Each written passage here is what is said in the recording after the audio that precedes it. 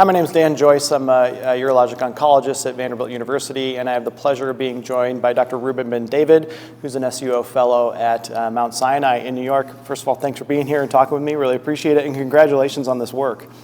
Thank you very much. It's really a privilege to be interviewed for this work. Yeah, absolutely. You've looked at 79 patients, correct, with ctDNA, looking specifically at ctDNA performance in renal masses. Just to kind of set the stage here for everybody who may not be familiar, what is ctDNA? How did you get it? What does it take to get it? And what's that process look like? Mm-hmm. So we are using ctDNA assay by Signatera, which is a tumor-informed biomarker, meaning every patient that undergoes the surgery, we take the pathological specimen, and before the surgery, we'll take a blood sample. From the pathological sample, the company will make the tumor signature using unique 60 pairs of 16 mutations, and then each patient will have his own tumor signature, which we're going to use for the rest of his surveillance after radical or partial nephrectomy. So the first step was really to understand what happens before the surgery, how good we are in detecting ctDNA, because these are masses which are localized.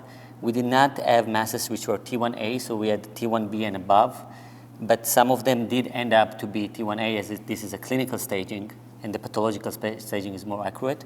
So these patients would have the ctDNA collected before the surgery, and then we will continue collecting it after the surgery in specific time intervals. So that's a great distinction. So the pathology you're using to inform that ctDNA, is it from the surgical specimen, or is this from biopsy before surgery?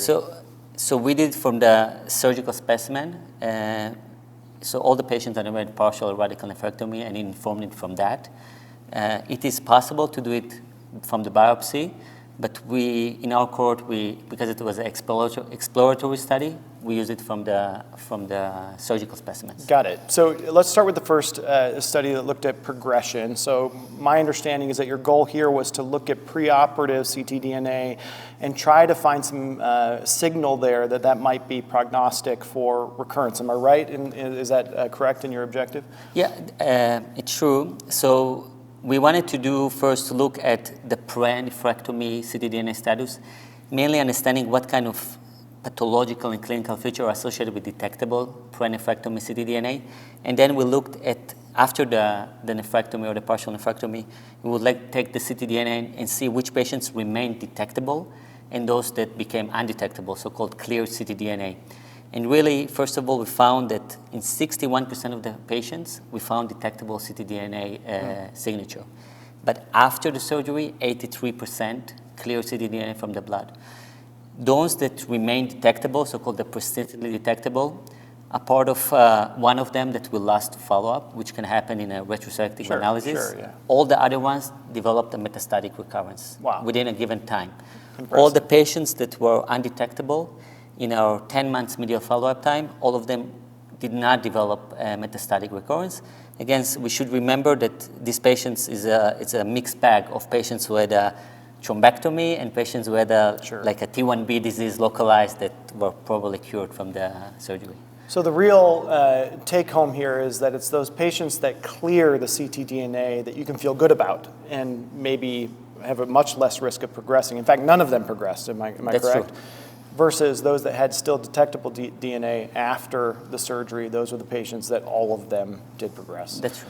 So that's pretty impressive. I mean, for a biomarker to do that, we have nothing like that currently in renal cell carcinoma. Is there any suggestion then that maybe those patients who have that detectable ctDNA, those are the ones we should target with adjuvant pembrolizumab? Or have you guys thought about that? And did any of these patients get adjuvant treatment in your study? So that's exactly that. I mean, that what we call the MRD window, so-called the minimal or molecular residual disease after the surgery, we did not really have a biomarker. So currently we would give pembrolizumab according to the keynote study, according to specific pathological characteristics, so T3A or T2 with G4 and positive disease.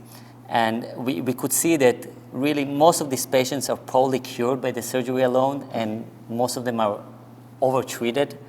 And if we have a biomarker that we can select for this adjuvant treatment, probably we'll be able to better define the groups that will benefit, as the drug is not void from side effects, as we all know.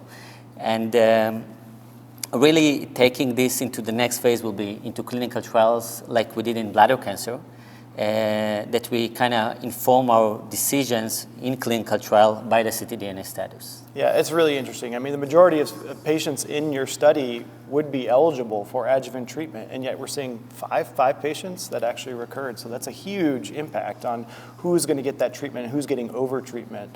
That obviously has huge implications on patients' lives. Did any of the ctDNA, so tell me a little bit about the patients who didn't have circulating ctDNA before surgery. Were they benign? Were they just not scary tumors, low grade? Why didn't they express ctDNA? Yeah, so really when we try to compare these groups in the pre-nephrectomy ctDNA, these usually were patients who had a lower stage, smaller tumors, lower grade of disease, so Fuhrman grading for the clear cell at least, and also some specific, so let's say clear cell papillary did not really have undetectable status.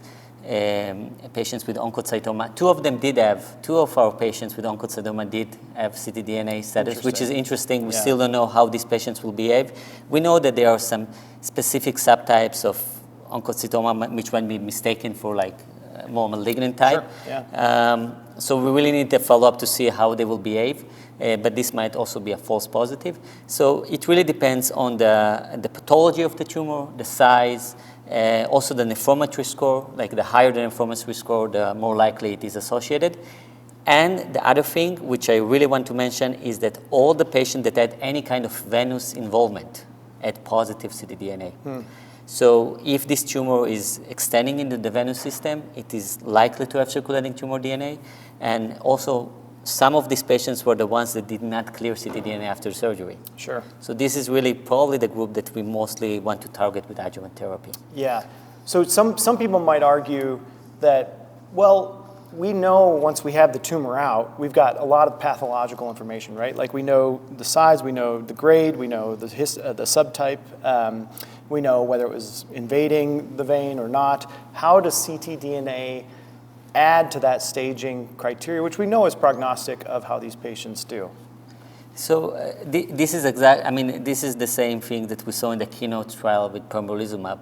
So you can see that while all these patients were eligible for adjuvant therapy, most of them, the placebo arm, most of them did not reoccur. So more than 80%, if you look at the 3-year overall survival, more than 80% did not have disease recurrence. Yeah. So although we have these pathological tools, they are not sensitive enough, and really we need to add like another layer of clarity above that to make it a more personalized type of medicine. We had the KIM-1, which was another biomarker that we also examined in the field, and really ctDNA is the other one. The results are still preliminary. I'm not saying that we should do everything tomorrow according to the ctDNA status. So this is the main limitation. We still need to investigate it in a prospective clinical manner. But at least for now, it looks promising that it can add that additional layer above the pathological characteristics.